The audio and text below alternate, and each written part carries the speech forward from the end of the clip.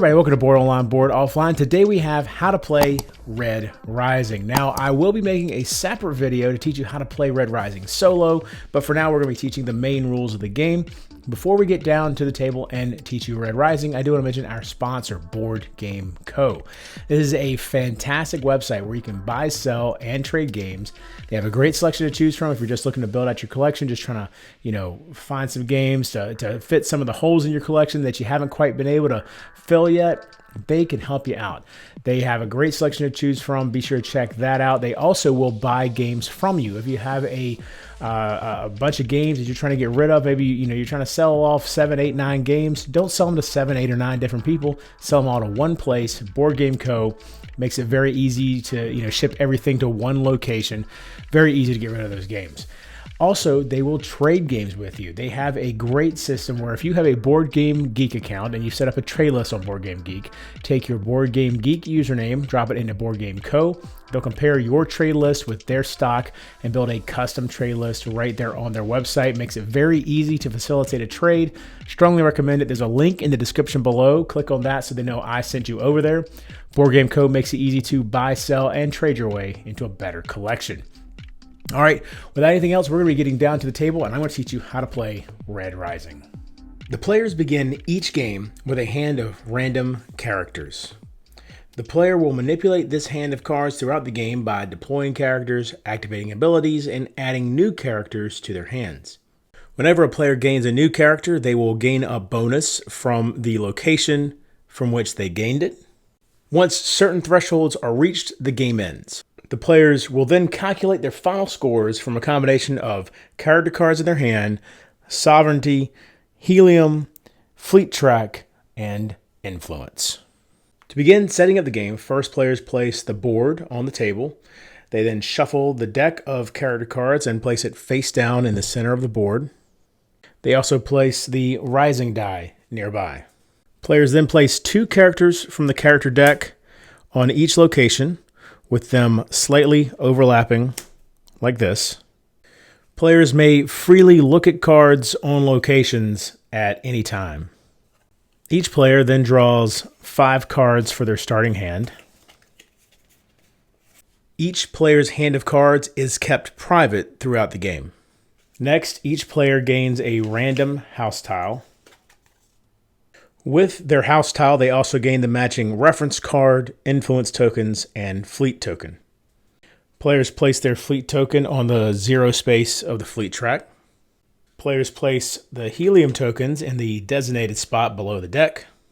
They place the sovereign token nearby. This token represents the leader of the society. Their influence tokens stay in their personal supply for now. Throughout the game, players will be attempting to put their influence into the Institute location here.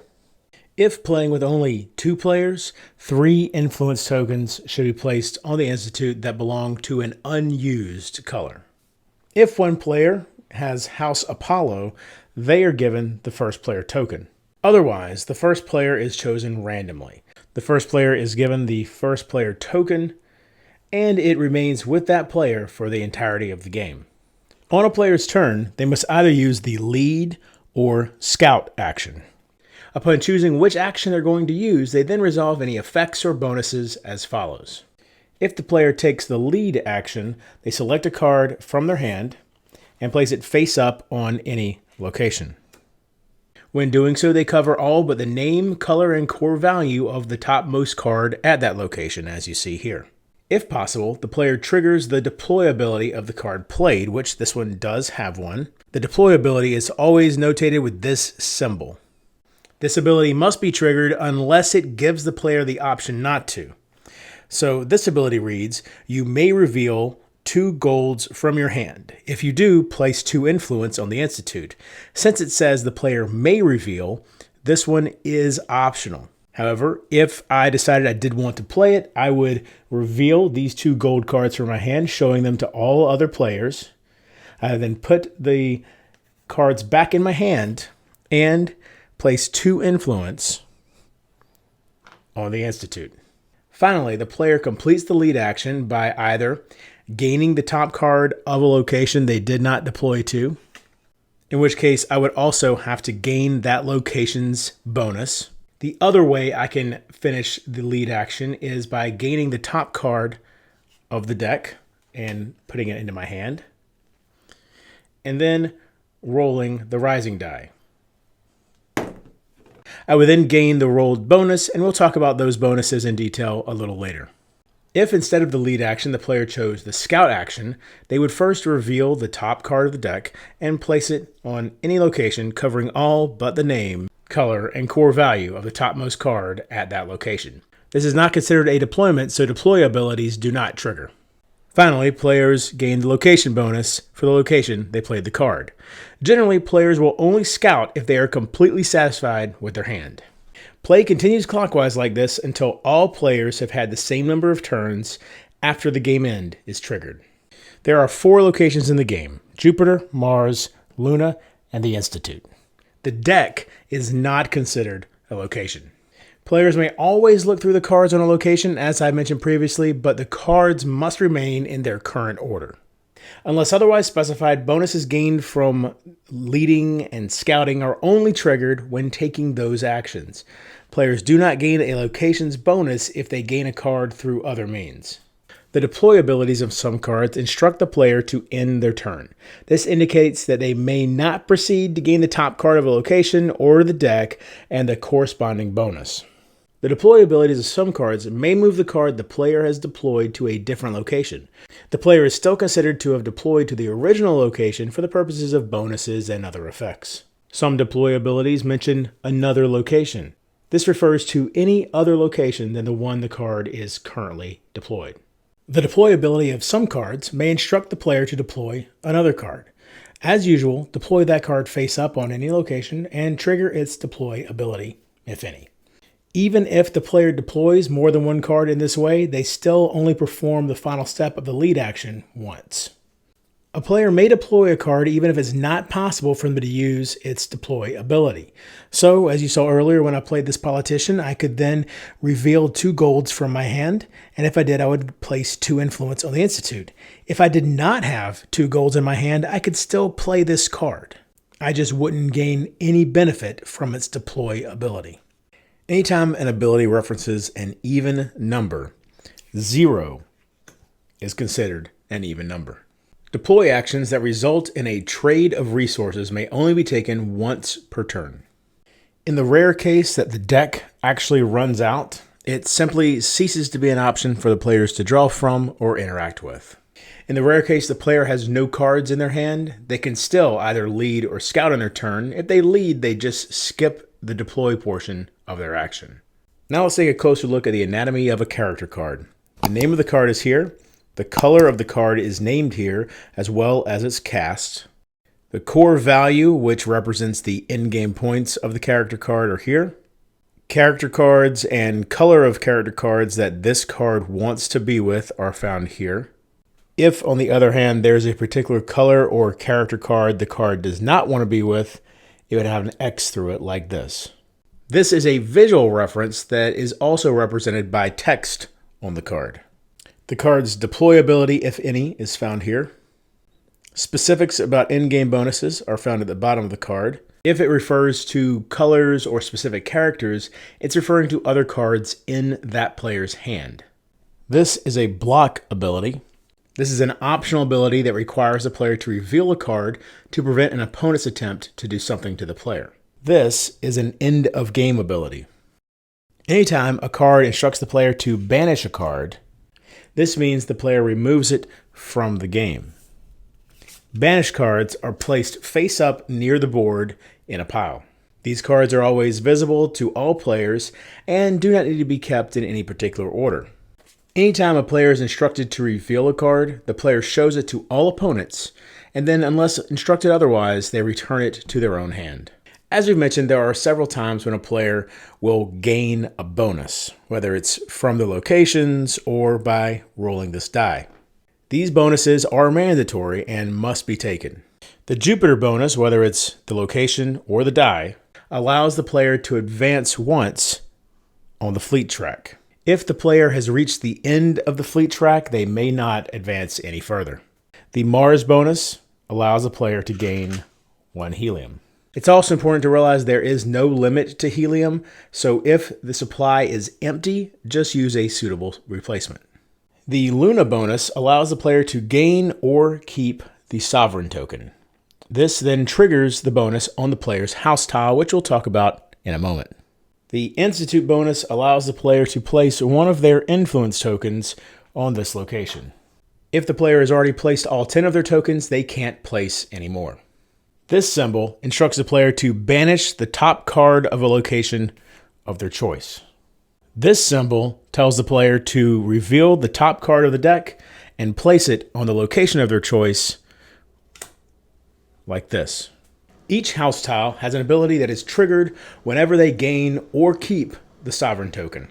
Typically, this will happen by gaining a card from Luna, but it also applies to any card ability from which the player would gain the sovereign token, as well as rolling Luna on the rising die.